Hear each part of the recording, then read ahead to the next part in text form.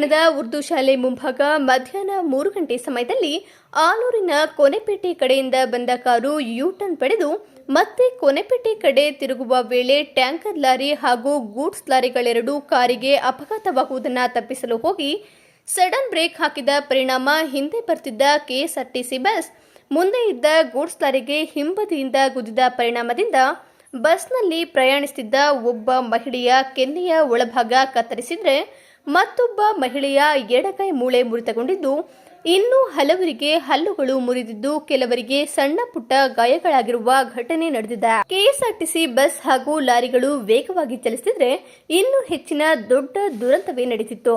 ಅದೃಷ್ಟವಶಾತ್ ಯಾವುದೇ ಪ್ರಾಣಾಪಾಯವಾಗಿಲ್ಲ.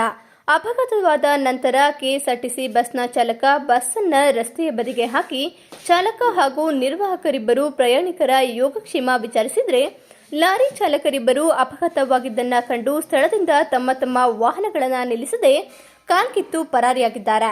ಅಪಘಾತವನ್ನ ನೋಡಿದ ಸ್ಥಳೀಯರು ಕೆಎಸ್ಆರ್ಟಿಸಿ ಬಸ್ಸಿನ ಪ್ರಯಾಣಿಕರನ್ನ ಗಮನಿಸಿ ಅಪಘಾತದಿಂದ ಗಾಯಗೊಂಡವರನ್ನ ತಮ್ಮ ಕಾರುಗಳಲ್ಲಿ ಚಿಕಿತ್ಸೆಗಾಗಿ ಸ್ಥಳೀಯ ಸರ್ಕಾರಿ ಆಸ್ಪತ್ರೆಗೆ ಕರೆದೊಯ್ದು ಮಾನವೀಯತೆಯನ್ನ ಮೆರೆದಿದ್ದಾರೆ.